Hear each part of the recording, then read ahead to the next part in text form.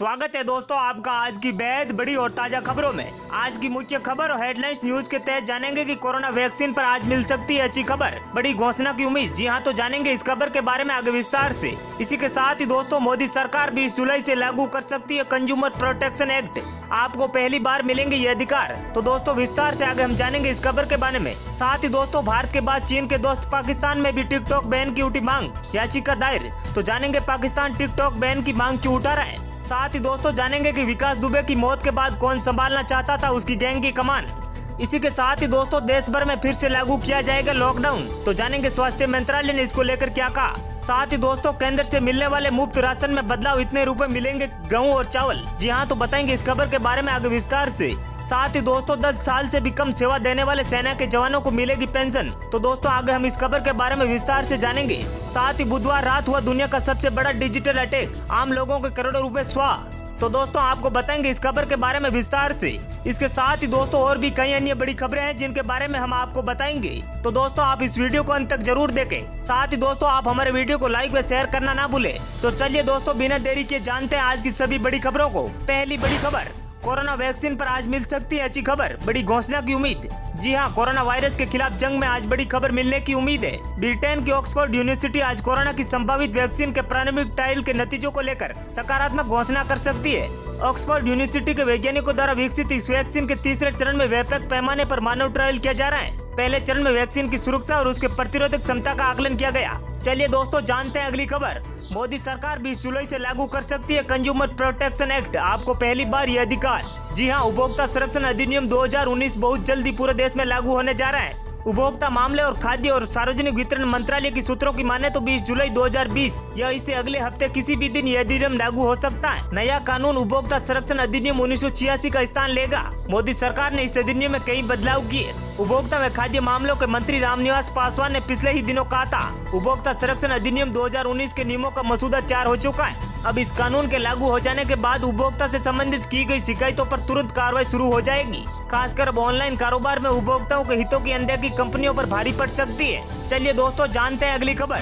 भारत के बाद चीन के दोस्त पाकिस्तान में भी टिकटॉक बैन की उठी मांग, याचिका दायर। जी हां दोस्तों, भारत द्वारा बैन किए जाने के बाद पाकिस्तान में भी चीनी सोशल नेटवर्किंग ऐप टिकटॉक को प्रतिबंध किए जाने की मांग उठ रही है। मंगलवार को इस संबंध में लाहौर उच्च न्यायालय में याचिका भी दायर की गई। याचिका में कहा गया कि टिकटॉक सिर्फ समय और पैसा की बर्बादी नहीं है, बल्कि ये अश्लीलता फैलाने का मुख्य जरिया बन गया है। पाकिस्तान अखबार द डॉन की रिपोर्ट के अनुसार अधिवक्ता नदीम सरवर ने एक नागरिक की ओर से याचिका दायर की।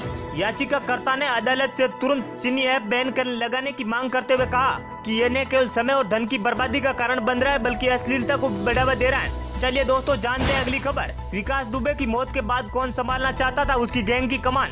दोस्तों कानपुर एनकाउंटर में मारे गए विकास दुबे की गैंग का कमान उसका साथी ही संभालना चाहता था। इस बात का खुलासा गिरफ्तार हुए विकास दुबे के मामा के बेटे शशिकांत पांडे ने पुलिस पूछताछ में किया।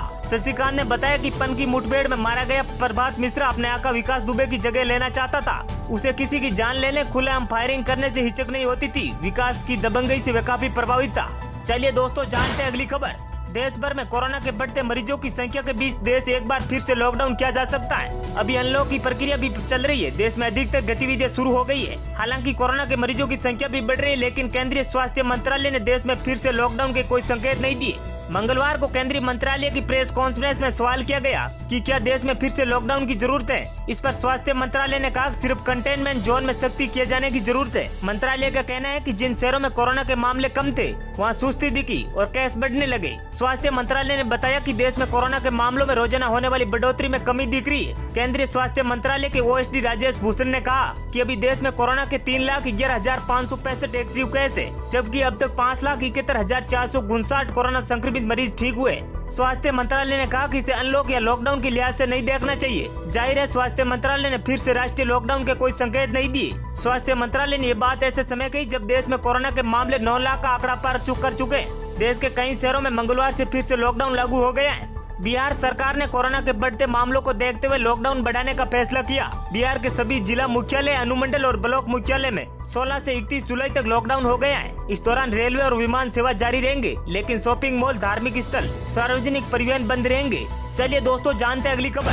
10 साल से भी कम सेवा देने वाले सेना के सशस्त्र जवानों को मिलेगी पेंशन। जी हां दोस्तों, रक्षा मंत्रालय ने कहा कि उसने सशस्त्र जवानों को, उन जवानों को पेंशन की अनुमति दी है जिन्होंने 10 साल से कम सेवा दी है। दरअसल आमतौर पर 10 साल से कम सेवा देने वाले पेंशन के लिए पात्र नहीं होते।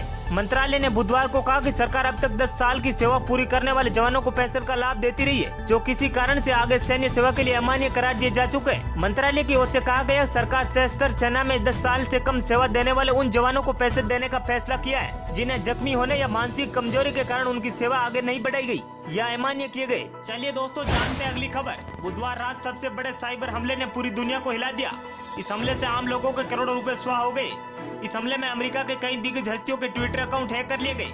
इन हस्तियों में पूर्व अमेरिकी राष्ट्रपति बराक ओबामा, माइक्रोसॉफ्ट के फाउंडर बिल गेट्स तथा दुनिया के सबसे अमीर व्यक्ति तथा इन्वेस्टमेंट गुरु वॉरेन बफे का नाम शामिल है। इन सब के अकाउंट हैक किए जाने के बाद ट्वीट कर बिटकॉइन के रूप में पैसा मांगा गया। बिल गेट्स के ट्विटर अकाउंट से पोस्ट किया गया, मुझसे हर कोई कह रहा है कि इस समय समाज को वापस देने का वक्त है। मैं दुनिया से कहना चाहता हूं कि 30 मिनट में जो पैसा मुझे भेजा जाएगा मैं उसको दुगुना लौटाऊंगा। इस ट्वीट में आगे लिखा गया कि आप $1000 का बिटकॉइन भेजें, मैं आपको $2000 का बिटकॉइन वापस लौटाऊंगा।